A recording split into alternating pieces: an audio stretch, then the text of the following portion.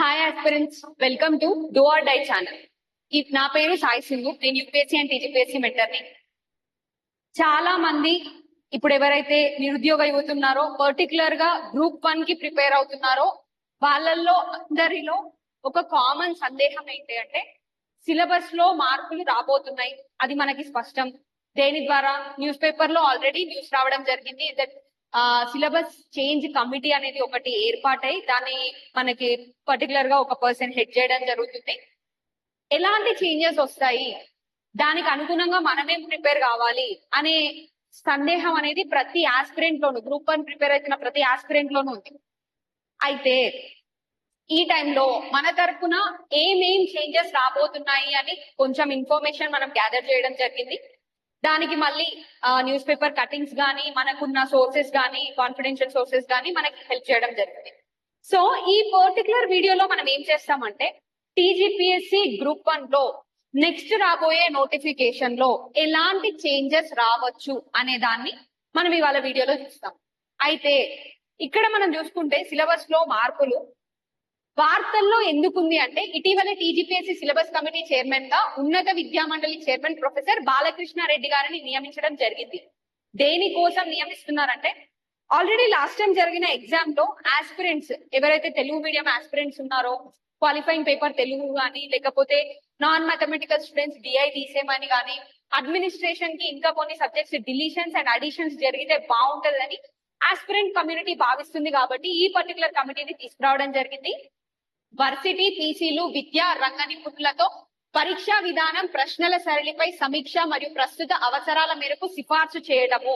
అంటే ప్రస్తుతం ఎలాంటి అవసరాలు ఉన్నాయి అంటే ఒక అడ్మినిస్ట్రేటివ్ ఆఫీసర్ అవ్వడానికి ఈ పర్టికులర్ గా ఏ సిలబస్ అయితే ఉందో అది మనకు ఉపయోగపడుతుందా, లేకపోతే ఇంకా విధి విధానాలు ఏమన్నా మార్చడం వల్ల అడ్మినిస్ట్రేటివ్ ఎఫిషియన్సీ తీసుకురాగలుగుతామా అని చెప్పి ఈ కమిటీని ఏర్పాటు చేయడం జరిగింది.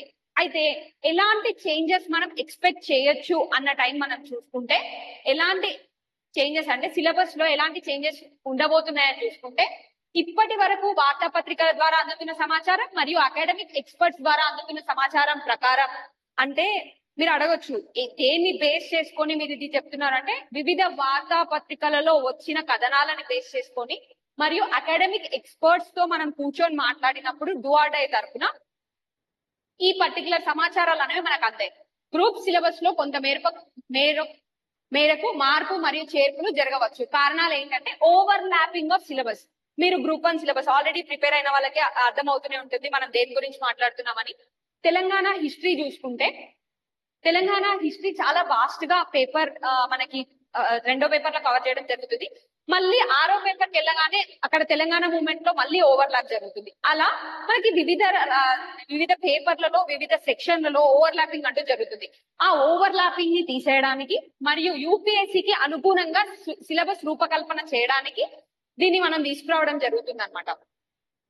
గ్రూప్ 1 ఎక్స్పెక్టెడ్ చేంజెస్ ఏంటి అంటే, ప్రిలిమ్స్ లెవెల్లో చూసుకున్నప్పుడు మనం ఆల్రెడీ చెప్పాం యూపీఎస్సీకి అనుసంధానంగా మన పరీక్షా విధానాన్ని చేంజ్ చేయడము. అలాంటి పరిస్థితి వచ్చినప్పుడు ఇప్పుడు ప్రస్తుతం మనకున్న సమాచారం మేరకే ఇవి ఫైనల్ కాదు, ఇలాంటి చేంజెస్ రావచ్చు అని మనం మాట్లాడిన అకాడమిక్ ఎక్స్పర్ట్స్ మరియు వివిధ వార్తాపత్రికల కథనాలను బేస్ చేసుకొని మాత్రమే మనం చెప్పడం జరుగుతుంది. అలా చూసుకున్నప్పుడు 2 పేపర్స్ ప్రిలిమ్స్ లెవెల్లో ప్రస్తుతం ఏంటి, నెగటివ్ మార్కింగ్ లేకుండా సింగిల్ పేపర్ 150 మార్క్స్ కి గాను ఉంది. కానీ నెక్స్ట్ వచ్చే దాంట్లో ప్రిలిమ్స్ లెవెల్లో జిఎస్, సిసాట్ అనే 2 భాగాలుగా విడదీసి నెగటివ్ మార్కింగ్ ఇంట్రడ్యూస్ చేయాలనే ఆలోచనలో ఉన్నట్టు మనకు తెలుస్తుంది. ఇది కేవలం తాత్కాలికం, అంటే టెంపరీగా మనకున్న ఇన్ఫర్మేషన్ ప్రకారం మనం చెప్పడం జరుగుతుంది. అంటే మీరు ముందు వీడియో చూసినట్టయితే నోటిఫికేషన్ కంటే ముందు మీరు ప్రిపేర్ కమ్మన్నది ఇందుకే. ఇలాంటి పెద్ద పెద్ద చేంజెస్ ఏవొచ్చినా మనకంటూ జాబ్ రావాలి అనే పట్టుదలని ఏది దెబ్బతీయకూడదు, మన ఆశయాన్ని ఏది దెబ్బతీయకూడదు. అందుకనే ముందు నుంచి చెప్తున్నాం, నోటిఫికేషన్స్ రావడం చాలా చిన్న పని. ఏ నిమిషమైనా నోటిఫికేషన్స్ రావచ్చు. వాళ్ళు తలుచుకుంటే ఓవర్ నైట్ కూడా నోటిఫికేషన్ ఇవ్వచ్చు. కానీ నోటిఫికేషన్స్ రావడానికంటే ముందు ఉన్న టైం వృధా చేసుకోకండి, అనవసరమైన విషయాల్లో ఇన్వాల్వ్ అవ్వకండి. GS, CSAT with negative marking introduce చేసే ఛాన్స్ ఉందంటున్నాము. మెయిన్స్ లెవెల్లో చూడండి, పేపర్ 1 ఎస్ఏ అయినప్పటికీ introducing one essay on psychology since there is no interview, so third essay might be on the topic. ప్రస్తుతం ఇంటర్వ్యూ లేదు కాబట్టి ఇంటర్వ్యూ అనే దాని మీద ఎప్పటికీ ఏదో ఒక డిబేట్ నడుస్తూనే ఉంటుందండి. ఇంటర్వ్యూ పెడతారా లేదా అనే విషయం పక్కన పెడితే ఎస్ఏ పేపర్ లోనే 3 ఎస్ఏలు రాయాల్సి ఉంటుంది కదా.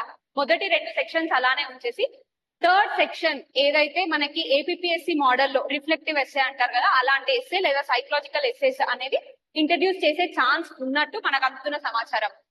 పేపర్ 2 లో చూసుకుంటే Indian geography and Telangana geography syllabus ఏదైతే ఉందో అది రెడ్యూస్ చేసి Telangana history syllabus reduce, those topics were already in paper 6.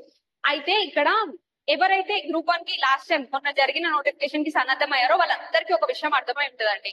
Paper 2 ఏదైతే ఉందో, ఎక్కడైతే మనకి జాగ్రఫీ, తెలంగాణ హిస్టరీ, ఇవి ఇండియన్ హిస్టరీ, ఇండియన్ జాగ్రఫీ ఉన్నాయో అక్కడ మనకు ఒక విషయం అర్థమవుతుంది. ఆ తెలంగాణ జాగ్రఫీ, ఇండియన్ జాగ్రఫీ ఒక్క టాపిక్ అంటే థర్డ్ సెక్షన్ కవర్ చేయడానికి మిగతావి ఒక పేపర్ మొత్తం కవర్ చేసినంత టైం అక్కడే పడుతుంది అనమాట. చాలా వాస్ట్ గా ఉంది. కాబట్టి అక్కడ కొంచెం టాపిక్స్ రెడ్యూస్ చేయడానికి తెలంగాణ హిస్టరీ సిలబస్ ఏదైతే పేపర్ 6 తో ఓవర్లాప్ అవుతుందో అక్కడ కొన్ని డిలీషన్స్ అండ్ ఏ పేపర్ లో ఏదో ఒక పేపర్ లో ఒక అంతవరకు నుంచి ఇంకొక పేపర్ లో కంటిన్యూషన్ స్టార్ట్ చేయడం ఇది జరుగుతుందని ఎక్స్పెక్ట్ చేస్తున్నాము. పేపర్ 3, 4 లో ఎటువంటి చేంజెస్ లేవు. మనం ముందు మాట్లాడుతున్నట్టు పేపర్ 5 లో చేంజెస్ వస్తాయి.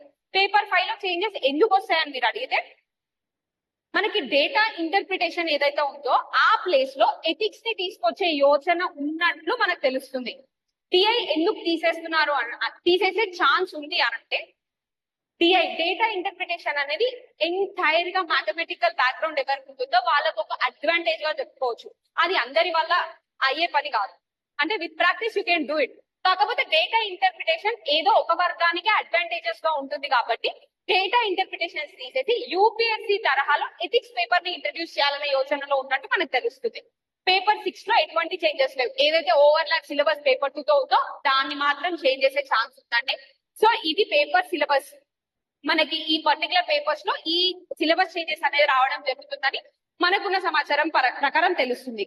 సో ఎవరైతే గ్రూప్ 1 కి సన్నద్ధం కావాలనుకుంటున్నారో వాళ్ళందరికీ గ్రూప్ 1 అనే కాదండి, గ్రూప్ 2, జీపీఓ ఎలాంటి ఎగ్జామ్స్ అయినా మే 10th నుంచి మనం చాలా వరకు కరెంట్ అఫైర్స్ కవర్ చేయడానికి డూ ఆర్ డై ఛానల్ లో పెట్టడానికి మనం ప్రయత్నిస్తున్నాము.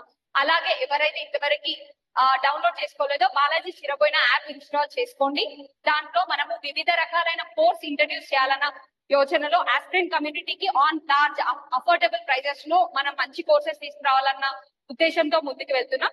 తప్పకుండా ఈ ఛానల్ ఇప్పటివరకు ఎవరైతే సబ్స్క్రైబ్ చేయలేదో తప్పకుండా సబ్స్క్రైబ్ చేయండి. ఫర్దర్ అప్డేట్స్ కోసం వెయిట్ చేయండి. Thank you so much.